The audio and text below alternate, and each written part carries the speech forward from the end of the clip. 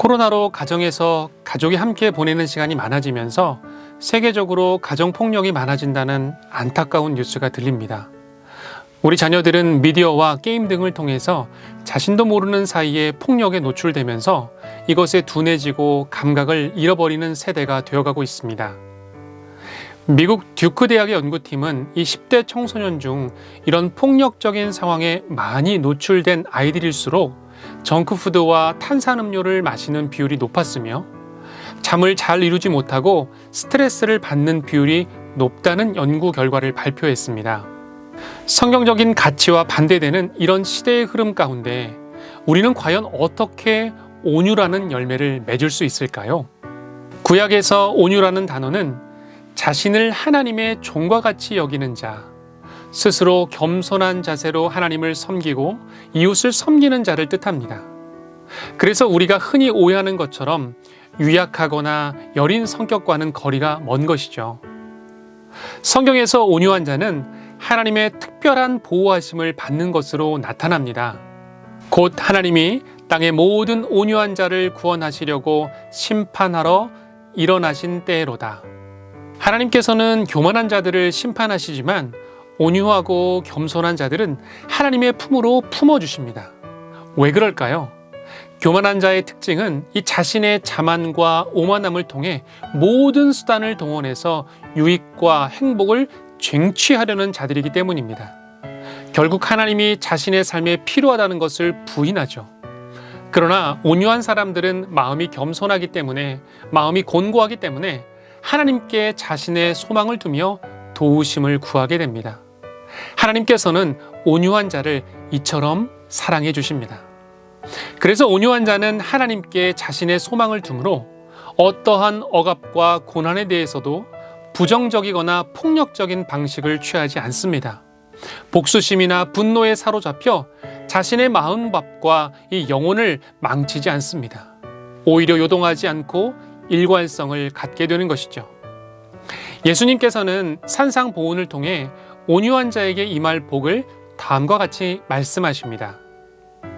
온유한 자는 복이 있나니 그들이 땅을 기업으로 받을 것이며. 사실 부모님들이 가장 좋아하는 말씀 중에 하나입니다.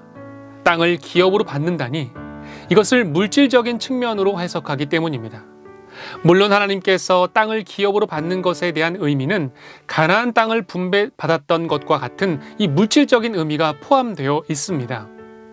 그런데 이것과 유사한 말씀이 시편에도 있습니다.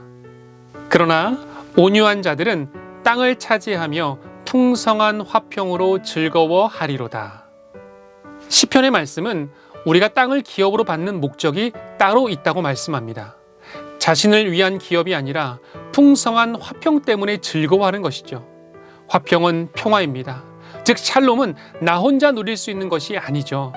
평화는 관계적입니다. 하나님과 우리 관계에 평화가 있을 때, 이웃과 나 사이에 평화가 임할 때 그것이 온전한 샬롬의 상태입니다.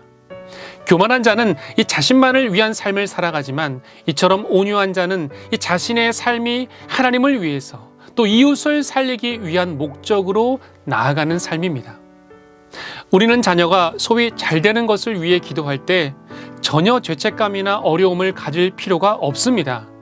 우리 자녀들은 하나님 안에서 축복을 누릴 권리가 있고 하나님께서도 우리 자녀를 위한 놀라운 계획을 갖고 계시기 때문입니다. 그런데 여기서 끝나면 안타까운 인생입니다. 우리 자녀가 잘 되어야 하는 목적과 이유가 중요하죠. 장래와 이 미래의 행복한 삶을 살기 위해서 고생하지 않고 좋은 것을 누렸으면 좋겠다는 것을 넘어서서 하나님 나라를 위한 목적과 그리고 이웃을 살리기 위한 목적이 있느냐가 중요한 것입니다. 시간을 달리는 소년 홍원기 군을 알고 계신가요? 원기는 프로제이라 신드롬이라는 병을 앓고 있습니다. 소위 이 소아 조루증으로 이 채모가 없게 되는 증상이 나타납니다.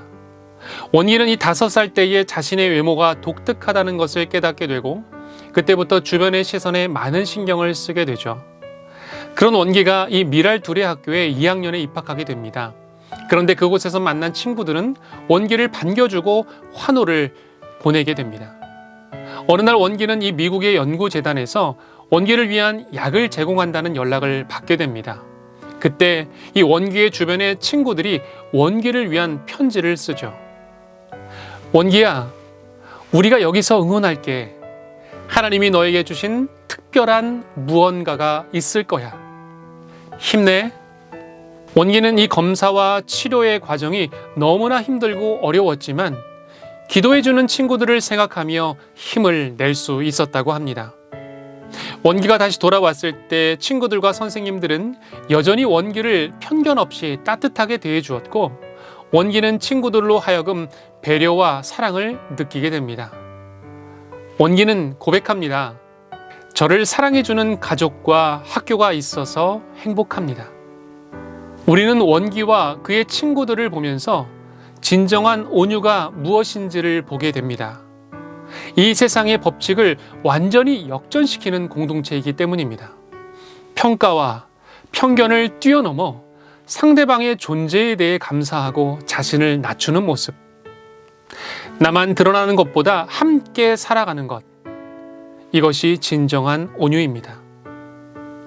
예수님은 이 땅에 온유하고 겸손하심으로 사람들을 만나셨고 섬기셨습니다. 누구든지 자기를 높이는 자는 낮아지고 누구든지 자기를 낮추는 자는 높아지리라. 심지어 주님은 이 땅에 오신 목적을 이렇게 말씀하십니다. 인자가 온 것은 섬김을 받으려 함이 아니라 도리어 섬기려 하고 자기 목숨을 많은 사람의 대속물로 주려 함이니라. 기독교의 신비는 낮아질 때 높아집니다. 스스로 높아지는 사람은 하나님께서 낮추십니다. 사랑하는 여러분, 이 시간 함께 이렇게 기도하기를 원합니다. 부모인 우리가 먼저 온유의 열매를 맺어 세상의 가치와 방법으로 높아짐을 추구하는 인생이 아니라 주님의 마음을 닮아가기를, 우리 자녀들이 자신과 상대방의 있는 모습 그대로를 사랑하며 화평을 누리는 인생이 되기를, 땅을 쟁취하기 위한 삶이 아니라 하나님 나라의 기업을 받는 아름다운 온유의 삶이 되기를 주님의 이름으로 간절히 축원드립니다. 아멘. 함께 기도하겠습니다. 먼저 말씀을 봉독해 드립니다. 아무도 비방하지 말며 다투지 말며 관용하며 범사의 온유함을 모든 사람에게 나타낼 것을 기억하게 하라. 아멘. 하나님, 사랑하는 자녀가 범사의 온유한 열매를 맺게 하옵소서. 자녀의 마음을 보배롭고 존귀하게 하셔서 다른 사람의 단점을 발견하는 눈을 갖기보다 칭찬과 격려의 입술로 생명을 살리는 삶을 살게 하소서. 예수님, 사랑하는 자녀가 주님의 말씀처럼 온유한 사람으로 땅을 정복하는 자가 아니라 땅을 기업으로 받는 자가 되게 하소서. 그리하여 스스로 높아지고자 하지 않고 주님 앞에 낮아질 때 높이시는 주를 보게 하소서.